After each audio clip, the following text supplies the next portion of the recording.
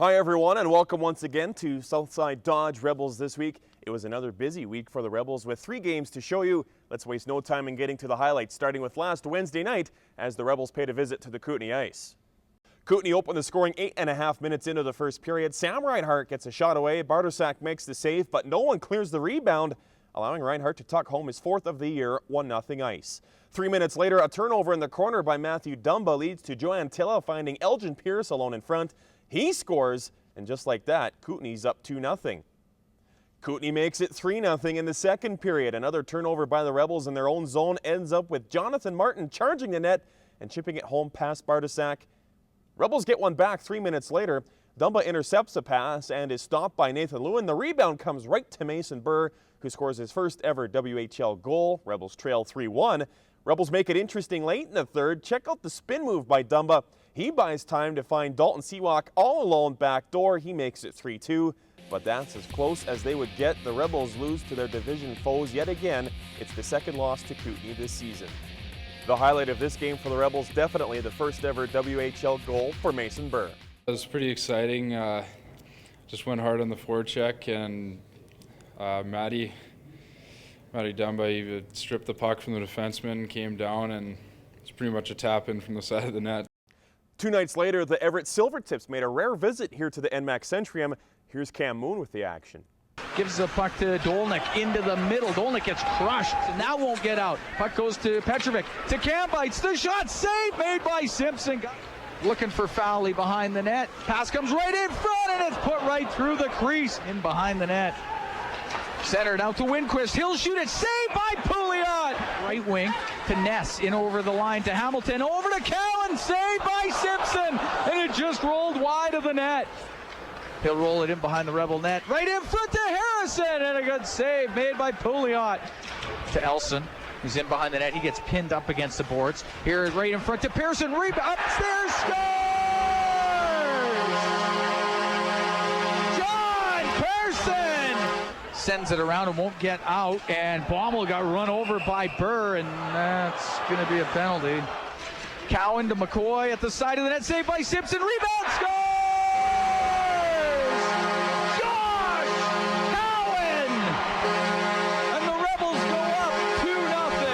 By Miette, has it on the right wing, goes towards the goal. Miette dishes it in front to Dumba. Good save by Simpson.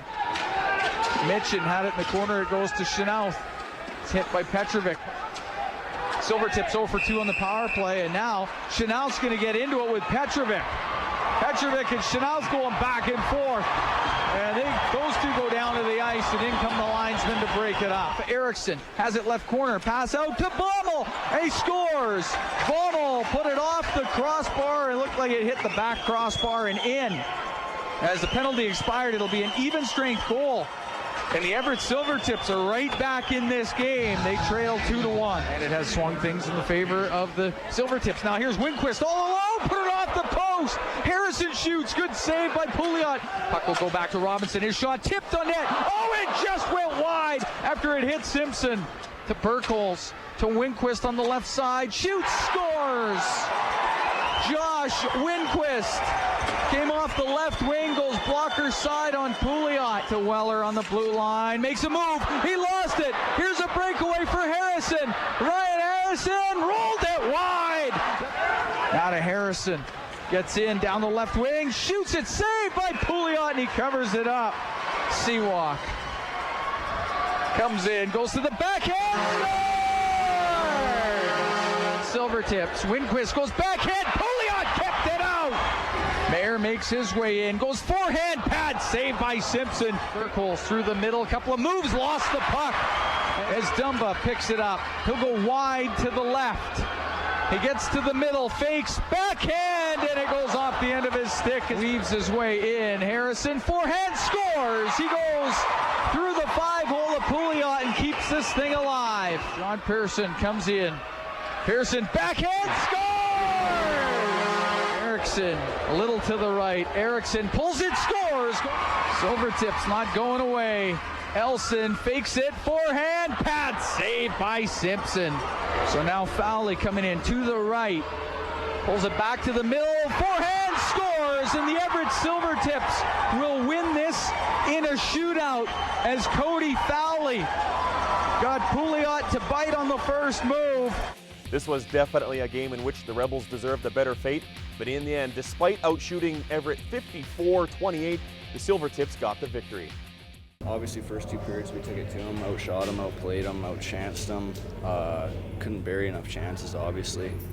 Then the 3rd period we just let them back in it with, you know, it's good for Robbie to step up like that, and you know everyone appreciates that and everyone loves it. But you know, I guess that's not the right time for you know, to let them back in it like that.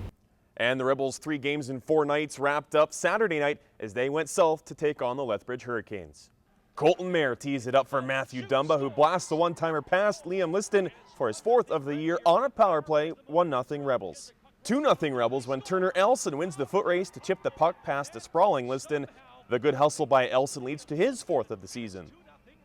Elson then drops the mitts for a tilt with Spencer Galbraith. They do a little dance before exchanging blows.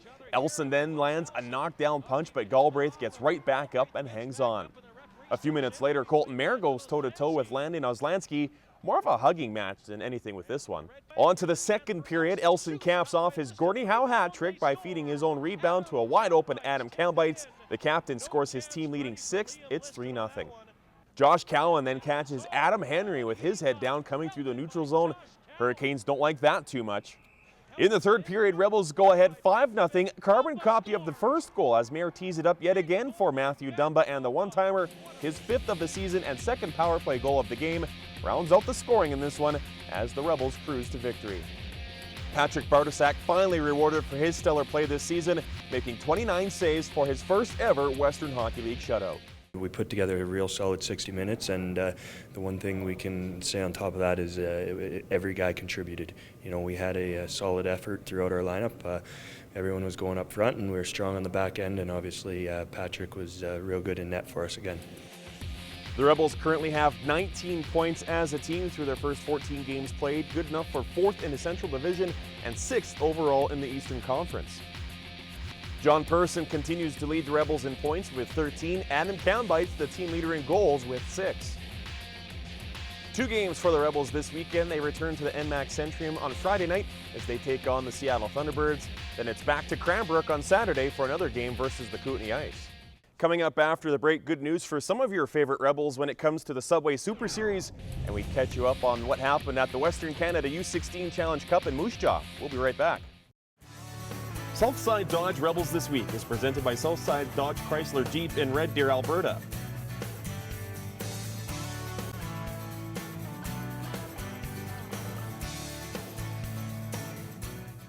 Welcome back to Southside Dodge Rebels This Week. The news the Rebels and their fans had been expecting all season long was finally made official this past Friday when the Edmonton Oilers announced that Ryan Nugent-Hopkins would be staying with the big club and would not be coming back to the Rebels this season. When it came time for the Oilers to make their decision, Nugent-Hopkins already had 9 points in 9 games, so it really was a no-brainer on their part.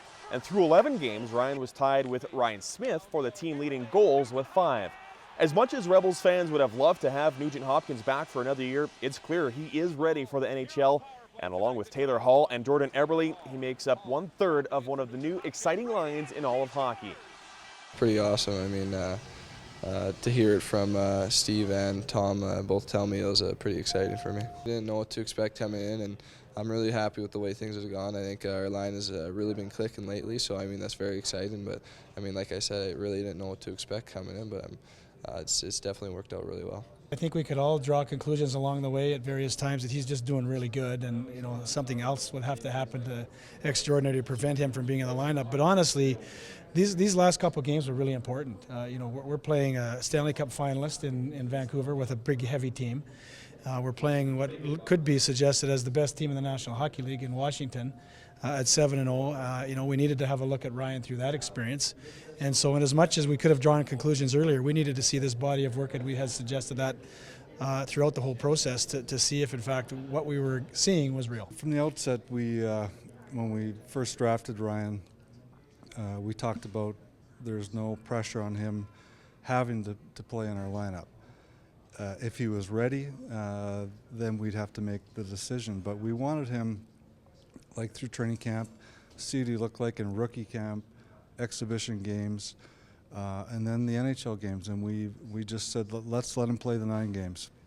Let's just let him know he's going to play 9 games, and then we can make a call. But obviously he played very well, and obviously his talent speaks for himself. So it was a big day for him. It was a wonderful few minutes with Ryan and Tom just to see his reaction, and he's pretty excited, obviously. Some good news for 3 members of the Red Deer Rebels, as just last week the Western Hockey League named its rosters for the upcoming Subway Super Series versus Team Russia.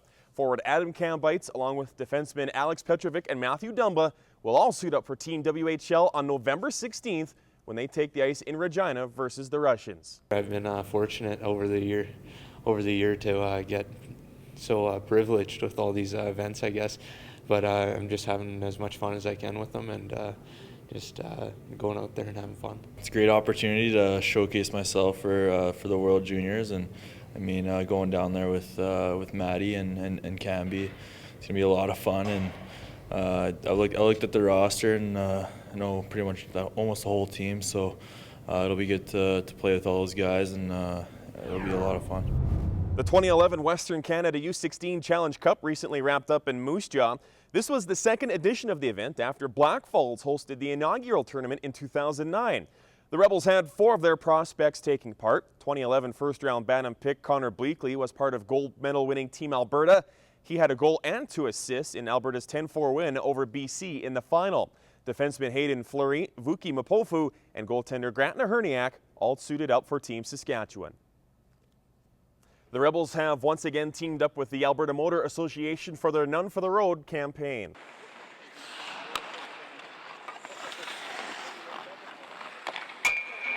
Players recently donned goggles that mimic the effects of drinking on perception and hand-eye coordination, and the results were somewhat staggering.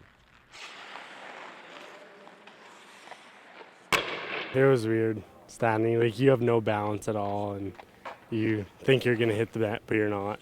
It's just not the same. Those first set of goggles I tried on is just 2 beers, and even then it was difficult. Like, it's unreal. And then the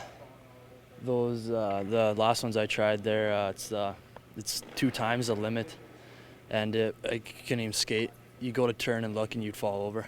It's kind of an eye opener. You don't realize what it's like when you're feeling it, because you're obviously feeling it, but you can't see anything. The puck's not where you think it is. You can't move your feet. Well, I can't move them anyways without them, but with them it was even worse, and it was tough.